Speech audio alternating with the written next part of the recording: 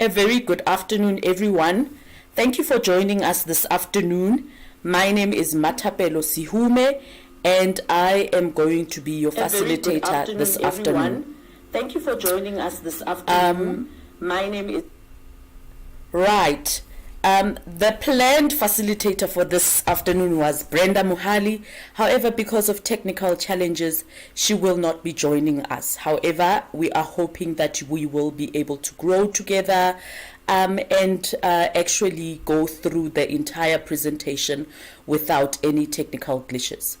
Just a few things that I need to test on my side to make sure that the session is going well.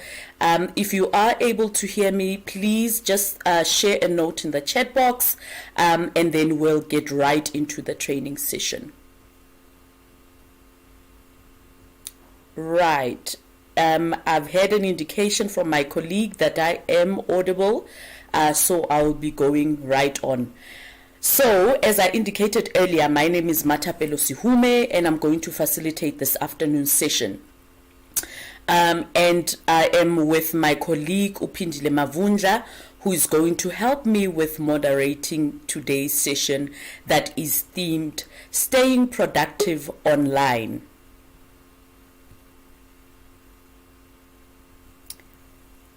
Right. Thank you, Thiro, for the feedback. Lovely hearing from you. Let's get right into it. So today's agenda, we're going to focus on how to set up your remote office. We're going to also be looking at building a productive work environment and how we can manage and maintain our well-beings while we work online. But before we enter into that, if you are a small business owner or a charity or an NGO and you're looking for some mentorship, please make sure that you follow the link that's indicated on the right-hand side, and on the right-hand side here, and you can join our mentorship program, which is free. Through the program, you'll be able to learn far more than the training sessions, and you will have an awesome time with the mentoring team that will be allocated to you. Right. Let's have a bit of a chat. We know that we've been experiencing the COVID pandemic for just about 2 years now. And from time to time, we experience what we call in South Africa the lockdown, where we are locked in our houses and are not able to do much movement. So I would like you to take a moment and share with us how COVID-19 has impacted your role in the work environment or with the work that you are doing. So remember to use the chat box.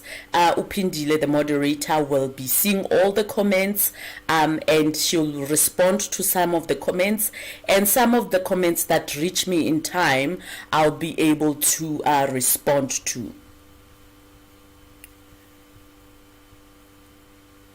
Right, and the first step is setting up your remote office.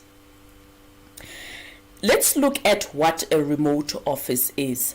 Now, when we speak about a remote working, rather, we speak about a working style that allows us to work outside of the traditional office environment.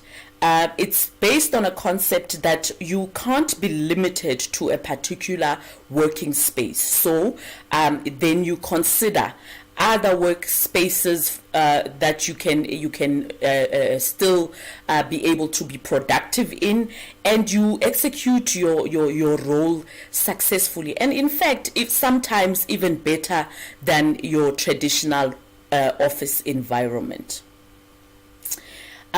What sort of places can you work in when we speak about remote working? The first space that I think most of us have experienced is working from home. Some employees have been working from home and they consider working from home the best option, because you have flexibility of being able to see what's happening at home, and also you have the flexibility of potentially adding more hours to your work schedule, and cutting some of the travel time. The second type of working remotely, or style of work, is if you decide to work in a coffee shop. This is a public space, and if you are a fan of coffee, it's a beautiful place to sit around and have people offering you coffee from time to time whilst you carry on with your normal work, and there is no interruption of you getting up to make coffee, or going to the kitchen, and where you'd spend time with your colleagues to sort of chat about all sorts of things. When you are in a coffee shop, there's still that lively environment of people walking in and out.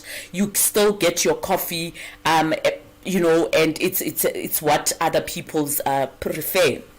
And we have what we call the co-work space, and this is what most freelancers use, where it's a space, it's an office environment, but you are allocated different sections of the space, and you meet different people in that space, and you have a dedicated desk that you possibly rent, and then you have the experience of being around people, and get to be productive still. Other people prefer the silence that comes with a library, perhaps, where you don't have the flexibility of potentially making calls because of the silence that's required in the library, but you still get your work done. And oftentimes you have access to Wi-Fi in such a space, and even though it does not necessarily allow you the opportunity to sort of speak to someone else, but if you like your environment quiet, then the library is the perfect space for you to work. And I think all these different spaces currently allow us to be productive, and it's so nice having the opportunity to decide on the type of work environment that you want to work in. What sort of things do you need to work remotely? Let's delve into it. Please remember, put your comments or your questions in the chat box, and Upindile, the moderator, will respond to some of the comments. And when I find a moment, I'll from time to time look at the chat box, and respond to some of the questions that you may have. Thank you, Connie, for joining the session. We are currently busy speaking about what sort of things do you need to work remotely. Remember to put your chats and your comments and questions in the chat box. So what do you need to work remotely? I think the first one we've touched on. You need a dedicated workspace, a space that separates you from your day-to-day roles within a home environment, and that allows you to complete your role as you work. What you also need is a good working devices, technology that helps you to connect and work collaboratively in a remote environment. And lastly, what you need is good, stable connectivity so that you are able to work effectively and efficiently. So how do you create your workspace? So you find a particular corner where you feel that you will be more productive, and you try to avoid a space that will allow you to sort of slouch. This will be your bed and your couch. You set up a table and a chair, so it must almost resemble an office space, and then you make sure that the space that you in is comfortable, and then you also consider your posture. I think this is quite important whilst working from home. Having that dedicated space allows you to even sort of the opportunity to sort of look for a chair that resembles an office chair, and that will be comfortable enough for you to sort of drag in that small corner, sit, and still be able to work, and actually not feel tired after a long day of work.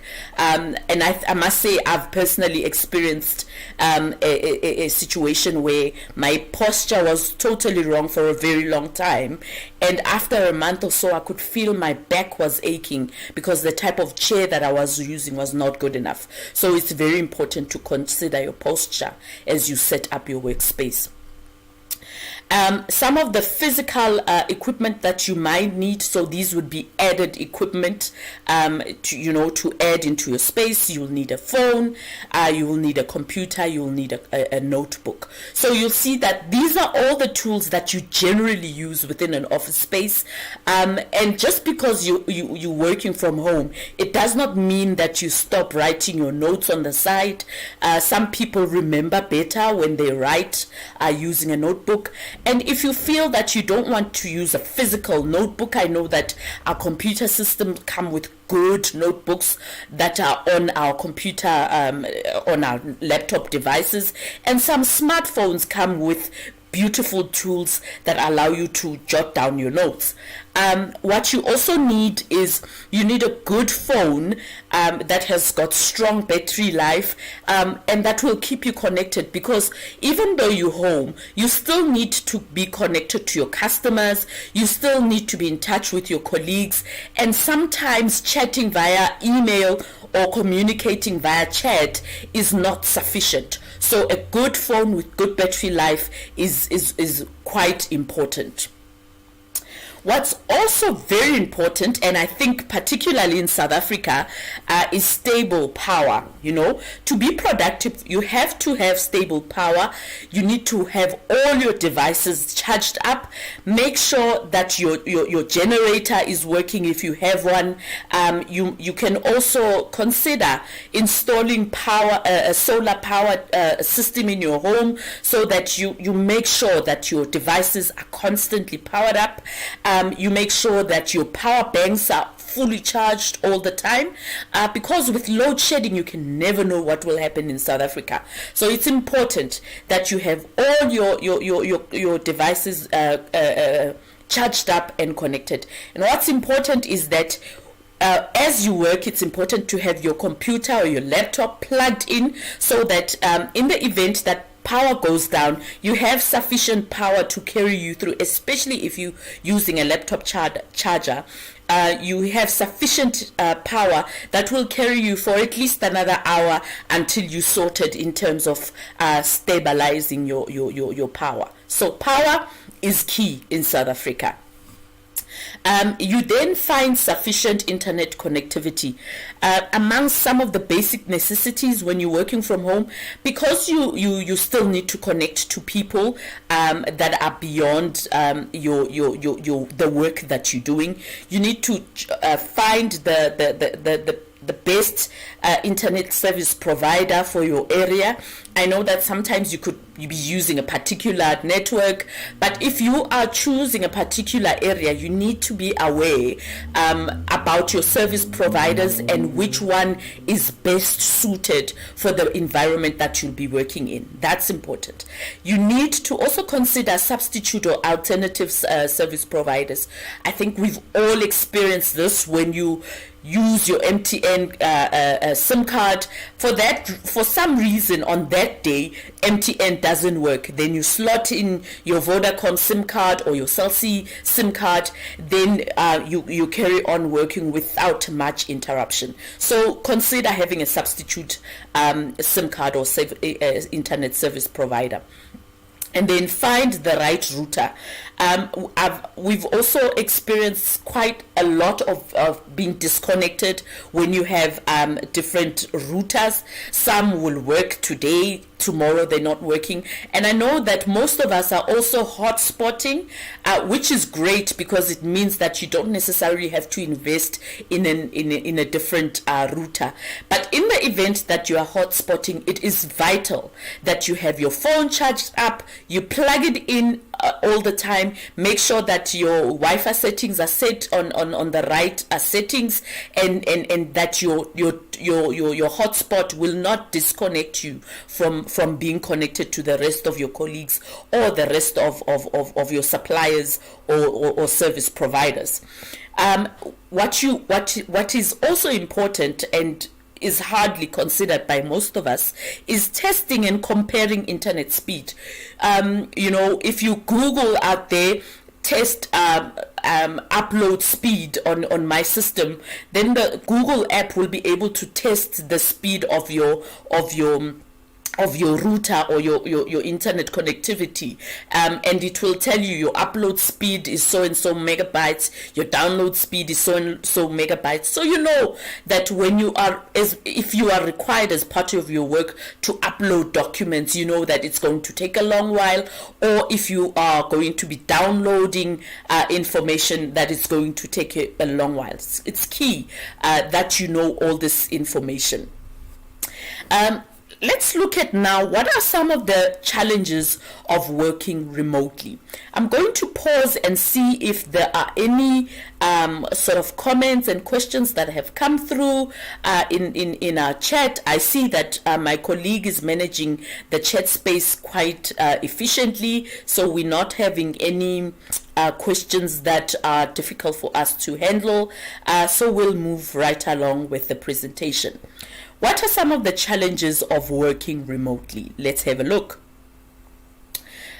Some of the noted challenges here are that working from home can be quite lonely, especially if you've worked in an environment where there's people who are moving up and down, colleagues who are chatting during tea time.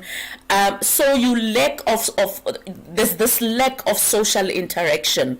There's also a need to be highly disciplined, because it's very easy to get distracted when you're working in different spaces. And I'm imagining if you're working from home and you switch on the TV and you realize that your favorite soapy is playing, and the best part, there's a wedding, then you sort of forget about work and start looking at TV, and whilst time is ticking and work is not getting done. So there needs to be a very strong sense of discipline, that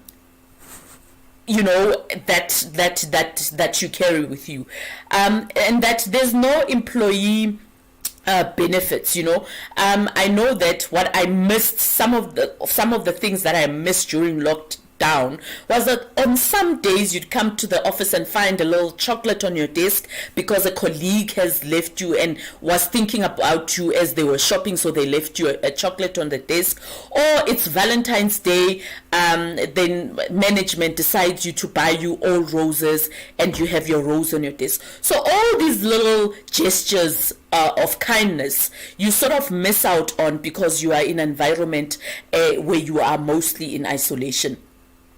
And the other thing that most of us experience is that it's very hard to switch off when you are working remotely. So you start your day early, you start working, you're probably distracted in the day by all sorts of things that are happening in the house, and then the day goes by, you realize that you're supposed to be cooking supper. Whilst you're cooking supper, pots are burning, you still have that report to finalize, and you really never get the opportunity to shut down and focus on some things that you need to get done at home. So those are some of the challenges. And I think the last one that's listed here is the fear of missing out, FOMO. So many things happen when there's a lot of people around, and such that when you are working alone, and where you have decided that you're working from home particularly, then you miss out on some of the office gossip potentially. You miss out on some of the small funny things that could be happening in an office space, and that can be challenging, especially if you are an extrovert and you like being around people and you just hate being lonely. Right. In as much as they are in as much as they are disadvantage of working from home, there's some benefits to working from home. So we'll take a moment and look at some of those. So some of the benefits of working from home, I think I've alluded to this in the previous slide, the issue around flexibility. The fact that you're home, you are able to accomplish some of the small things that you would otherwise not be able to complete. For instance, I'm imagining a situation where if you were in an office environment, you wouldn't have the opportunity to put a load of washing in the washing machine, and as the meeting is going on, the washing is busy washing itself, and you sit and you carry on with your work, and during your lunch hour you sort of take out the wash to dry. Those are some of the things that that speak to flexibility when you're working from home. The other benefit that I personally love is the fact that there is no commuting. The amount of time that we spend on the road is quite a lot of time, and you are able to actually use that time in ways that are benefiting to both your work and to your home life. So in the event where you travel an hour from home to work, you could use that hour to potentially start your day on a positive note, and start some of the activities of the day. Or you could use that extra hour to start preparing your supper, in the event where you were meant to be driving home an hour earlier. So that commuting time has been cut out, and you have access to the time, and you can use it to your benefit. You have a bit of added time with your family, and as I was saying, it relates very closely to the commuting time. You can use that time to spend with your family. So in the event you're not commuting, you spend the extra additional hour with your little babies or with your partner. And there's less distraction, especially if you like to work in isolation, or if your work requires you to focus a lot. If you're working remotely, you have the option of working in an isolated space with minimal distractions, unless of course you're creating the distractions yourself. And then lastly, there's that high morale that you carry with you when you're working in isolation, because you drive yourself to achieve particular goals, and it's just all self-motivation in order to achieve what you want with limited distraction. So let's look at now the benefits of working remotely for businesses. So the benefits that we looked at in the previous slide, I think, speak mostly to your personal experience, but whilst you experience the benefits, business is also able to experience this some benefits. Let's look at those. We all know that renting space for businesses is quite a cost. So if you have staff that's working remotely, it means that you have reduced overhead costs. So where you were meant to hire out a place for your establishment, you don't do that anymore because your staff is at home. There's greater productivity, as I alluded to in the previous slides. There's cut down on travel time. There's overworking in some instances, which at the end of the day means that there's greater productivity. You have access to a wider pool of talent. Now this here speaks to where you would have hired a person on a permanent position. When people are working remotely, you have access to working more with consultants, which allows you the opportunity to have a greater pool of resources and talent, and that affects the business positively. And then you have improved employee retention, especially where you have employees that have mastered the art of working from home. They've been able to create a good working environment. They are disciplined enough. They have all the the line items that we spoke about, then it means that your employee retention becomes great. We're going to take a moment after all the information that we've shared and look and pause and see if there are any questions from the team. I see that people who've joined the sessions are loving the session, and they're possibly learning a lot from the session, and this is why we're not getting any comments in the chat box. So what we're going to do then is we're going to move right along to the next part of this afternoon's presentation. Now we're going to look at how do we build a productive work environment. Right. Why your work environment is important. The quality of workspace is vital for us in order for us to be productive. And the first element around creating the importance of creating a great environment speaks to a designated area, a designated workspace. It's important that you have that great environment that speaks to your work, and in that space you consider things that you like, things that will alert you and make you feel warm when you're working. So we spoke about in the previous slide finding the correct chair for you. And then we also now looking at get a filing system in place to organize your life. So in your desk, you know that this is where your system sits, this is where your phone sits, this is where your notebook sits. So you have a clear workspace. You know what they say, if your workspace is clear and clean, it's a reflection of your mind. So once you have that in place, we know that you are on a good footing in terms of a good work environment and the importance of it. Let's look at some stats. We realize that 40% there's a 40% decrease in productivity due to workplace distractions and 27% increase in errors. So like I just indicated, if the space is clear, you're better productive. You are able to find the things that you are looking for. You don't waste a lot of time fidgeting looking for particular things, and things that will possibly make you distracted, or the fidgeting itself will distract you. So it's been identified that 40% of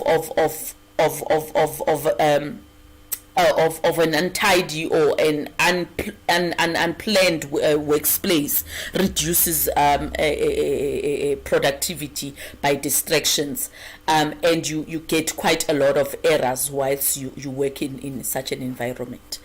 And now we're going to look at how do we minimize distractions. Let's look at the different steps for minimizing distractions. So the first thing is you alert other people that you're working with. We all know that we currently, if we're working in isolation, it does not mean that you do not have people that you communicate with or people that you complete projects with. So it's important that you communicate your work hours. If you are deciding that today you are going to start your work day at 9 o'clock, it's important that your colleagues are alerted of this so that they don't spend a lot of time looking for you because you haven't communicated, right? The second thing is you do one thing at a time. And this can be very difficult if you have a lot of things to accomplish. But the best way actually to accomplish anything is to have a full-on schedule of what you need to accomplish in the day. And as the day unfolds, you tick all the line items of the things that you are meant to be completing. And at the end of the day, you'll have a full list of completed tasks with minimal distractions, because your focus will be on completing your day's work. You avoid TV and household distractions, and I think I spoke to this at large earlier, that TV can be a big distraction, especially if you can't concentrate for a long time. Then you put away all pets. I'm not sure you can really put away all pets, but I think finding a spot where you are able to close yourself in, especially if you've got pets or little ones running around the house, you find a room and a little corner where you're able to close the door, and your pets know that, when the door is closed, you can't distract the person who's inside. And what you need to do, and which is of great importance, is that you take regular breaks.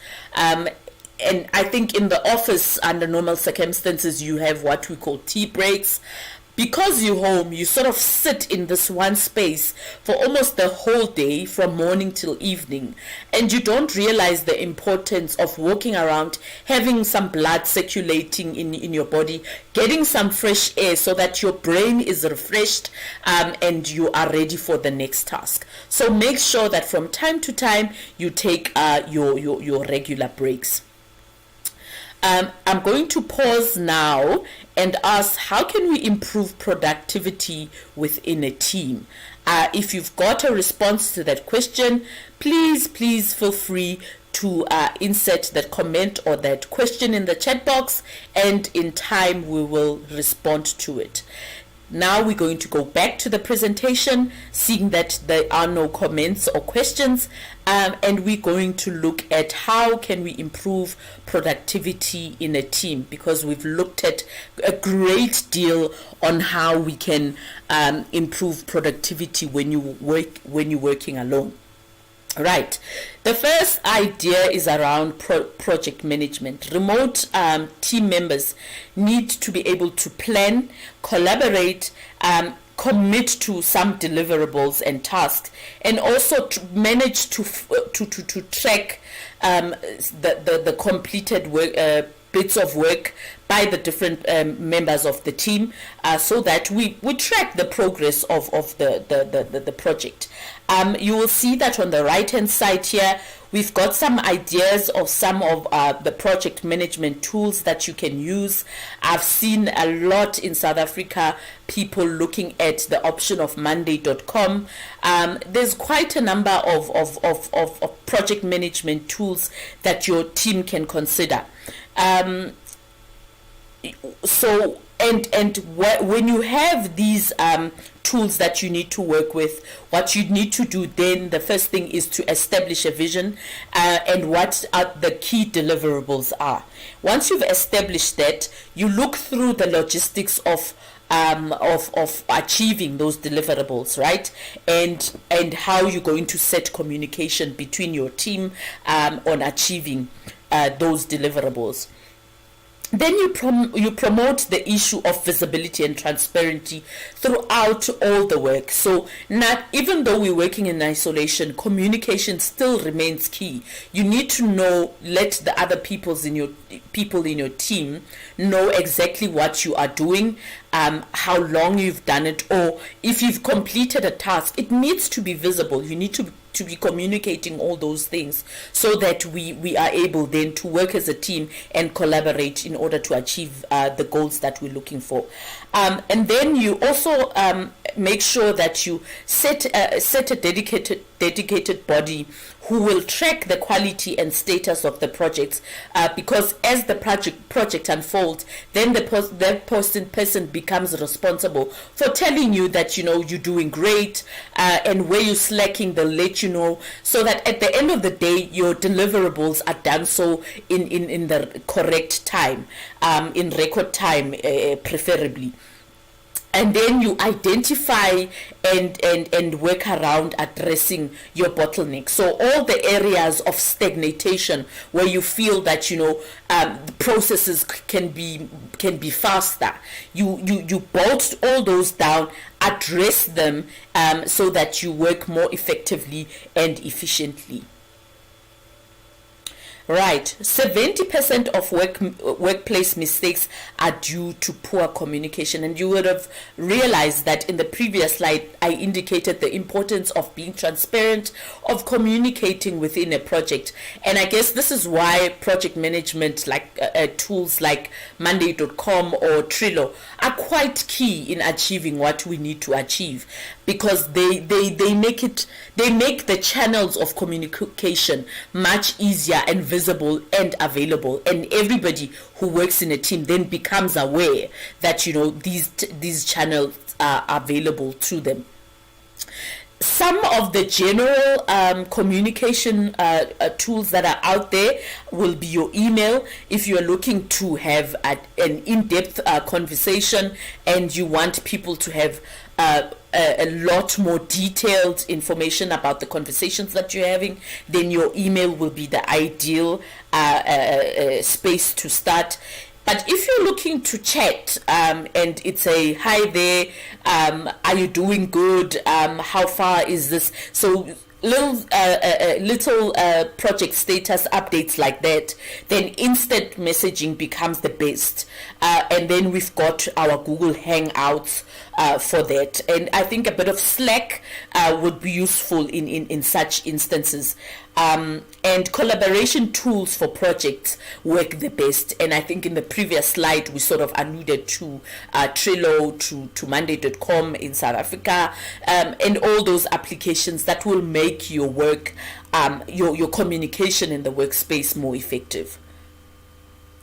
Right.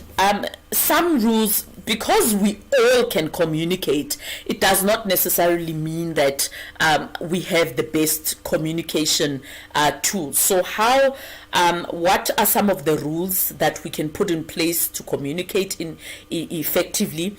And it's important that we set these rules as a project team is put together. You communicate clearly. I think that's the first thing.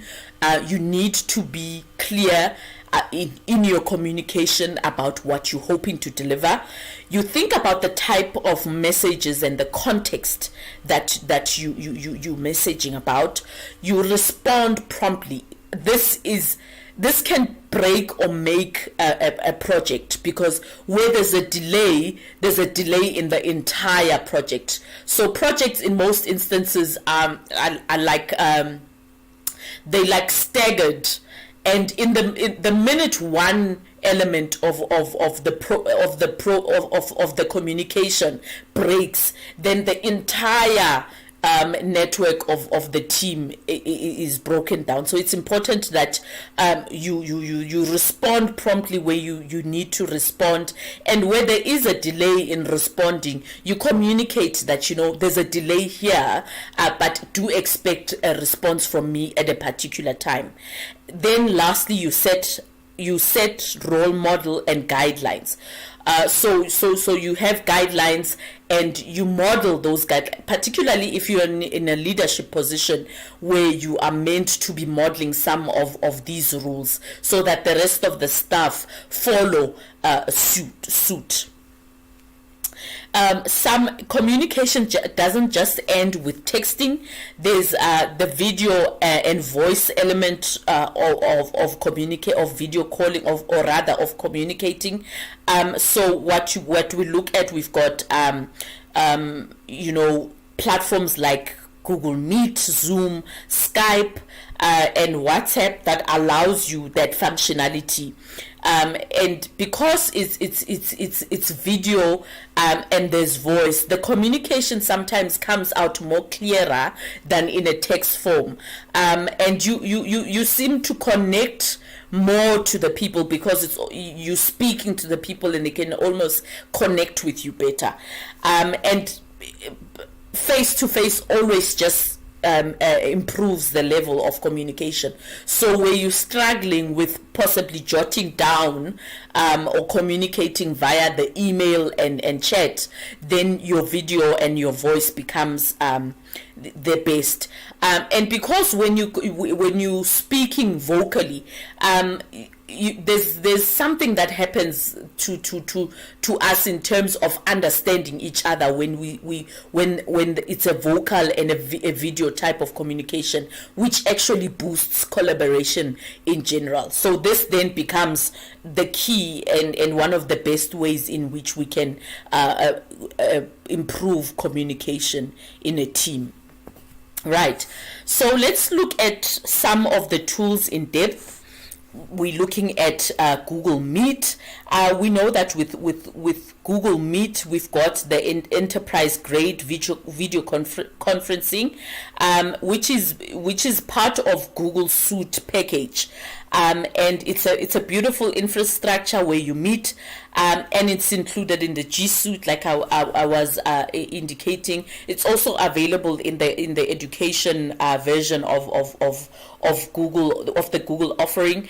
But what is nice about it is how it's linked to your day-to-day Gmail account through your G Suite platform. So it's very easy. Where you're writing an email, the application is just there, and you can set up a meeting for video conferencing. And where you feel you want an instant conversation, you have that option as well. The next one is also a communication tool, which is Zoom, right? And the features are very similar.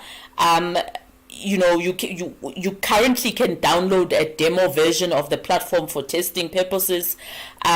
You can host, so you can create the Zoom calls, or you can join a meeting, an existing meeting, and it hosts up to 100 people on an online meeting. So where your work requires you to sort of have a conference type of setups, or a classroom type of setup, then Zoom allows you to achieve that. Then we've got Microsoft Teams. You are able, within Microsoft Teams, you are able to create channels, and these channels allow you to sort of form your different departments in your organization, and within those channels, you are able to then collaborate, and the different channels also allow you to have a chat functionality, video functionality, and you are able to share documents in one space, and you are able then to collaborate without having to move on to different platforms. So Microsoft Teams is quite useful where you are looking to collaborate it all in one space without a limitation of having to move to a different platform for a particular feature. Everything is just built onto one space, and allows better communication and collaboration. We've also got Skype, which allows you to video call. You are able to send chats. You are able to send GIFs. And if you're feeling, in your chats, your background is a bit shady, you have the option of having a blurred background. So most of the features in these platforms of communication are very similar. It depends what you prefer in terms of using, and what comes across as easy for you. And how do we run effective meetings? The first item is that you set an agenda, so that whoever is joining your meeting know exactly what this meeting is about, knows in the event where we diverse into other topics, we can bring ourselves together and focus on what we are meant to be delivering. So set the agenda at all time. You then consider the tone of your voice, because we're not seeing each other necessarily in a physical world. It's very easy to assume from the tone of voice. So as you communicate, it's important that you consider that your voice is not too loud or too soft, but that it's on an average level, and that you are understandable and are able to speak your point across. We also encourage that we use our cameras, and I think the best way to do this is that people should blur their backgrounds so that, you know, people are not distracted by what's happening at behind someone else's background. So we encourage that people like turn on their cameras so that we like engage and it feels like we are in a face-to-face environment. And be timely, stick to the time. If your meeting says you know, it's going to be an hour, try to make sure that your agenda items follow that time frame, and that you stick to the allocated time. And what are some of the video conferencing etiquette? I know I mentioned blurring your background is important, but there are some steps that we can follow to help us have the best etiquette for video conferencing. The first thing is that you need to be prepared. Look like you're going to a meeting, right? So it shouldn't be about I'm home so I can laze around and be in my pajamas. Respect that time. It's a meeting, it's set apart. Prepare yourself. You dress appropriately. You consider the lighting in the environment, and then you consider your background as well. Also, make sure that you test and check your audio so that as you enter into the meeting, you're audible, your background is clear, and there aren't any sort of distractions, because some of us are very we follow anything that we see. So if we in a video conferencing and we've got all these blocks of people that are showing, and I've got a funny thing happening, I know that my duke was falling off just now, another person could be distracted by that, you know, that there's this thing that's floating on her hair. What could it be? Is it a monkey? Then the entire focus is shattered. So make sure that you consider other people in the space in which you are operating or joining a video conference. Some tips for collaborating effectively. What you need to do is in a work environment, make sure that you equip your team with the right tools, right? So if you know that within your workspace you're going to need video conferencing tools, make sure that you have the right package for your organization, so that you do not limit your team in terms of what they are meant to be delivering. You make sure that your project management processes are easy and on par, and that people are able to follow them. Nothing is as frustrating as you are required to deliver a particular thing, but things are not clear in terms of how things need to be delivered. So make sure that your project management processes are in place. Make document sharing easy and accessible. Make sure where the skills are not there on how to share documents, make sure that you upskill your team, show them how to do all these things so that it doesn't become a burden on you as well. Then you encourage your different departments to collaborate as departments and as a full team. And then you prioritize your company culture. Don't let working in isolation take away some of the interesting, the small things that used to happen. So if in the workspace you used to sing happy birthday when it was someone's birthday, try as far as possible to stick to some of those elements, you know, by making a group conference and still sing to the colleague who's celebrating their birthday, because that keeps the positive staff morale and the environment it allows for the space to be collaborative, and people are able to be effective in turn. So these are some of the final top tips for productivity. You'll see that we are off and flying now in terms of being productive. We spoke about the issue around communication. We need to make sure that we communicate with our teams on a regular basis. Keep them in the loop about project progresses. And I know that sometimes this can be one of the most challenging things, especially if there are multiple projects that you're involved in. But in as far as possible, make sure that you keep your team members in the loop about what's happening in each of the projects, and that you touch base with each other and see how you can potentially help each other. Sometimes being split into different groups, or rather different teams in a work environment, means that you may be missing out on some of the skills that lie on the different department. So from time to time, touch base, communicate, make sure that everything is transparent. The other thing around productivity is the element about being disciplined. I think that at the beginning of the presentation, we spoke about how it is important to be disciplined, especially if you're working remotely. It's not, when you are working remotely, you're not on vacation, and you're not on leave. So it's important that you respect the company's time, and that culture within that organization needs to be as such. The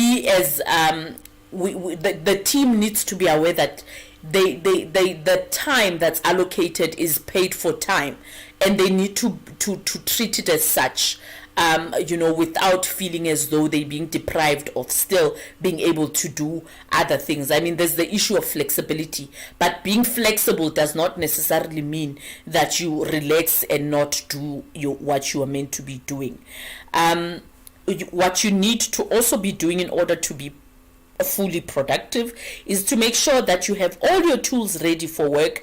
Make sure that your space is set, and that your tools are in place, your network connectivity that we spoke about earlier, your devices are set, your batteries are all charged up, so your tools are ready to go.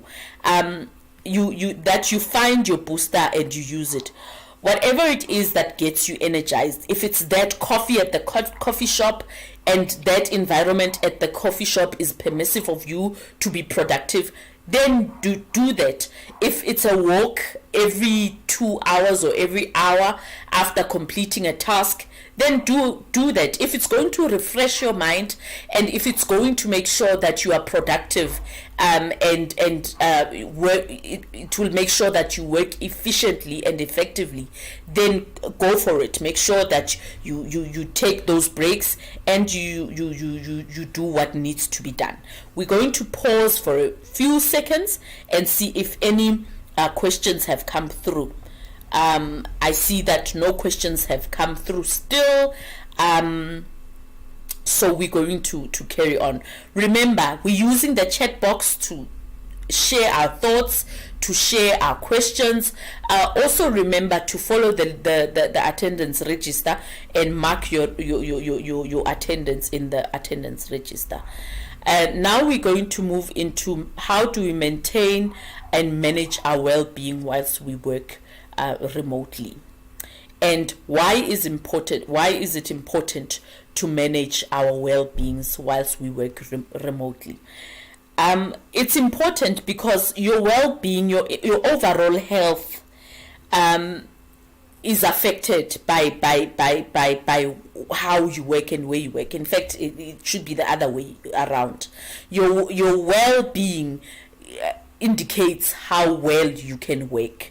So in the event that you are not well, be it physically, be it mentally or otherwise, if that's not all in place, then it affects your output in terms of work. So it's vital that you take care of your well-being. And like we were saying, if it means that you take a walk and breathe in some fresh air, or if what gets you going is that coffee, if the work is stressing you as well, there needs to be channels within the workspace that allow you to speak about your frustrations, so that your well-being is good enough to actually be productive.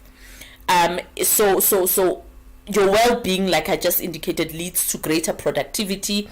It also increases resilience. So where work is very hard, because you are well taken care of mentally, physically, then your resilience is much stronger and you are able to achieve much more, as opposed to when your well-being is not taken care of. And what it also does is it boosts your morale and level of happiness. So if how your well-being indicates how you're going to accomplish your work, and in most times when you are happy and you're feeling satisfied, you are going to boost the work that you do. What are some of the things that we can do to manage our well-being? Firstly and most importantly is to avoid overworking. You need to take those regular break. Even if it means you set up reminders as part of your schedule to take a small break, be clear to your team when you are leaving your workspace and let them know that, you know what, I'm taking a break. I won't be available for the next 10 minutes. And then you take off notifications when you're on a break. So when you're on a break, it doesn't mean you carry your cell phone and as email comes in, you're still able to read them and respond to them. But you really away from that space for that moment. And then lastly, you schedule an activity, like I was saying, taking a walk, taking a drive with all your windows open for like 10 minutes around the block, or taking a jog sometime even helps. And perhaps even having gym membership could assist you with that. The other thing is that you need to set your mind and alert it that there's going to be a culture shift, so that you embrace the shift, and you embrace it by doing the following. You trust your overall performance. One, you rethink the concept of work. So you have a full understanding that work is not just limited to the office now, that there's a new environment, and you set things in place in your space that will allow you to still connect with work and still feel that you are sane, and then you commit to accomplishing your tasks, and you just be patient with yourself, because change is difficult for all of us, and it's key that we speak and we are kind to ourselves, so that culture shift we are able to adapt to in an easier way. So some of the tips for managing our overall well-being: we exercise regularly, we take mental health very seriously, and our physical health very serious. It's the small things that make a difference. If you jog, it does a great deal to the mind. From time to time, stepping outside, doing the jog, it makes your mind healthier. So these are very key and important. You check in with your members regularly. Just check if you used to support each other in terms of gym and all the other activities that you do. Check up on each other and find out if people are still in the right space.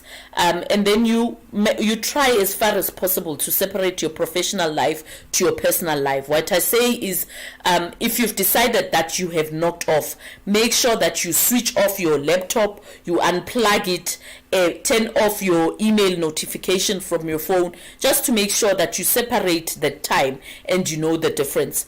Then you organize in-person social meetups, because being social is part of being human. And if you take away that element, it means that your well-being is not taken care of. So meet up from time to time with your colleagues. We're going to pause for a few questions. I see that we haven't had any responses or questions, so we're going to go right back into the presentation. So we look at what are we going to do next. Now we've gone through all this talk. We've spoken about how we can work effectively remotely. We understand what working remotely is. So what happens now? What are your next steps? Your next steps should be that you still follow some of the courses that are offered in order for you to grow your business. Where you have the opportunity, you can also still register and be part of the one-on-one mentoring offering by Google, which is totally new, and I know is quite beneficial for small businesses and charities. They will help you grow your business and give you all sorts of beautiful ideas on how you can make your business better and how you can market yourself better and position yourself for this online space, right? Remember that you can find us on our social media platforms. Sorry about that. Social media platforms. So it's Facebook, it's Twitter, and Instagram. On Facebook, we are Digital Skills for Africa, Digital Skills AF on Twitter, Digital Skills AF on Instagram. Remember to also follow SchoolNet South Africa on all the social media platforms as well. Thank you so much for joining this afternoon session. It was a great pleasure being part of this afternoon session. Please do take care of yourselves. Remember that working remotely does not necessarily mean that you are alone or in isolation. Thank you and have a lovely evening.